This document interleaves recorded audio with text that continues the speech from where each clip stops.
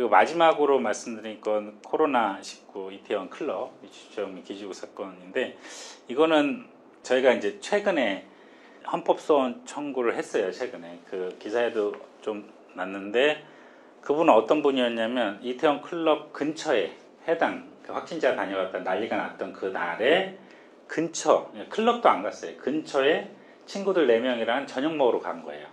저녁 먹으러 갔는데 그 다음 날인가 다다음에 서울시에서 문자에서 빨리 검사 받으라는 문자가 와서, 근데 그 문자도 그 같이 밥 먹었던 4명 중에 2명만 왔대요. 2명은 안 오고. 그래서 여러분들도 그런 거죠. 당신 위험이 있으니까 빨리 검사 받아라, 이런 문자 받으면 거의 패닉 아니에요? 패닉? 아, 내가 그 다음부터 누구 만났지, 어떻게 활동했지, 내 동선이 어떻게 됐지, 그럼 누구와 피해가 갈 수도 있고, 이게 그 하룻밤 사이에 엄청난 고민을 하는 거죠. 거의 뭐 실존적 고민까지 할 텐데, 근데 그렇게 해서 그런 걱정으로 한 이틀간 했는데 음성을 받은 거예요. 나중에 알고 보니까 보건당국이나 서울시에 물어보니까 이게 그렇게 나를 특정한 근거가 뭐냐, 어떻게 나를 특정했냐, 난 클럽도 안 갔는데, 클럽 주위에 있는 식당에서 밥만 먹고 왔는데 어떻게 특정했냐고 하니까 서울시에서 감염병 예방법에 근거를 내세운 거죠. 그래서 그분을 대리해서 우리 정보인권 단체 분들하고 같이 헌법소원을 제기를 했습니다. 이 감염병 예방법은 지금도 계속 더 강화되는 개정 법률안이 이미 통과가 많이 됐어요. 시행되고 있는 현행법 기준으로 설명을 드리면, 문제는 감염병 의심자라는 정의입니다. 예, 감염병 의심자. 항상 의심이 들어가면 참 우리가 의심해야 돼요. 법률에 의심이 들어가면, 왜냐하면 이게 불명확하거든요. 의심이 뭐야? 누가 의심을 해? 뭘 가지고 의심해? 뭐 이런 고민이 드는 거잖아요. 감염병 의심자 정의가 어떻게 되냐면, 접촉한 사람도 아니고 접촉하거나 접촉이 의심되는 사람이에요. 의심을 의심하는 사람. 감염병 의심자는 접촉이 의심되는 사람이 감염병 의심자인 거예요. 확진자하고 접촉도 아니고, 접촉했다고 감염이 되는 게 아니잖아요. 접촉했거나 접촉이 의심되는 사람, 그 다음에 검역관리 지역을 경유한 사람, 그 다음에 위험 요인에 노출되어 감염이 우려되는 사람. 그러니까 의심, 우려, 이런 표현이 되게 불확정적인 범위를 포괄할 수 있어서 문제죠. 그래서 이게 되게 이 접촉이 의심되고 감염이 우려되는 사람이 범위가 되게 넓잖아요. 감염병 의심자를 이렇게 넓게 설정을 해놨어요.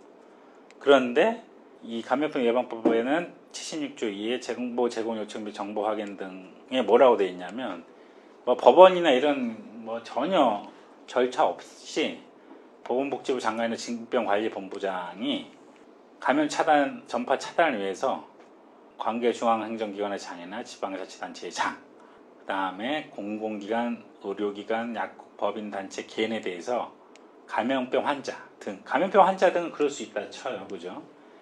감염병 의심자에 관한 사항에 다음 정보 제공을 요청할 수 있고, 요청을 받은 자는 이에 따라야 한다고 되어 있어요. 의무로 되어 있어요. 성명, 주민등록번호, 주소, 전화번호, 진료기록부, 출입국관리기록 등등등. 엄청난 개인정보죠. 이거를 전파 차단을 위해서 필요한 경우, 필요성만 있으면 다 달라고 할 수 있는 거예요. 그리고 달라는 대상도 법인단체, 개인까지 포함하는 거예요. 아니 뭐 지방자치단체, 공공기관 이런 데까지는 그렇다 쳐. 그럼 의료기관, 약국, 법인단체, 개인, 모든 사람, 모든 기관이나 모든 주체에 대해서 다 정보 제공을 요청할 수 있고, 이게 따라야 된다고 하는 이 조항이 규정되어 있습니다. 그 다음에 2항에는 위치정보까지요. 위치정보, 이것도 감염 전파 차단에 필요한 경우 위치정보를 요청할 수 있고, 경찰 강서를 통해서 전기통신 사업자는 정당한 사유가 없으면 이에 따라야 되게끔 되어 있어요. 위치정보도 주게끔 되어 있는 거예요. 그래서 개인정보, 위치정보 뭐 이런 것들을 다 법원의 통제나 어떠한 절차 없이 감염병 예방, 감염 전파의 차단을 위해 필요성이 있다는 이유만으로 요구하고 이걸 주게끔 하는 게 맞냐, 이게 좀 고민인 거죠. 근데 한편에서는 아니, 생명권, 어떠한 기본권보다 최우선시 되는 생명권의 보호를 위해서 하는 조치인데, 이런 시급하고 효율적이고 강력한 수단이 없으면 그거를 보장할 수 있겠냐. 생명권인데. 감염병에 걸리면 사망을 할 수도 있는데 그걸 막기 위한 건데 모든 다른 기본권이 양보해야 되는 거 아니냐. 이런 주장을 많이 하죠. 근데 뭐 일단 그런 주장 그렇다 쳐도 그 우리 이태원 클럽 사건에서 그 주목해야 될 필요가 있는 건 아까 기지국 사건에서 헌재가 얘기했던 것처럼 이 법률의 규정은 여기처럼 감염병 환자든 감염병 의심자라고 대상이 특정이 돼 있어요. 예. 감염병 의심자. 그러니까 감염병 의심자가 특정이 돼야 되잖아요. 근데 지금 이태원 클럽 사건에서는 감염병 의심자를 특정하지 않고 기지국을 특정한 거죠. 예. 이태원 클럽을 기준으로 주위에 있는 기지국 20몇 개에 접속된 사람은 다 그럼 감염병 의심자로 볼 수 있냐? 그건 아니잖아요. 거기에 접촉이 의심될 수도 없는 사람이 있을 수도 있는데 그런 기지국을 중심으로 모든 개인정보, 그러니까 접속 이력을 다 끌어가는 게 너무 과도한 거 아니냐. 지금 정광훈 목사한 그 집회나 그런 방식이 심각한 문제고 우리 공동체위원회 안위에 지대한 악영향을 미치는 행위인 것은 분명하지만 실제 광화문 집회에 있던 그 사람들의 어떤 감염병 의심자 자체도 되게 개념이 광범위하지만 의심자에 대한 어떤 구별의 노력도 없이 딱 기지국, 지리적인 기지국을 기준으로 해서 거기에 접속했던 모든 사람의 개인정보를 싹 끌어간다. 여기에 근데 어떠한 통제도 할 수가 없다.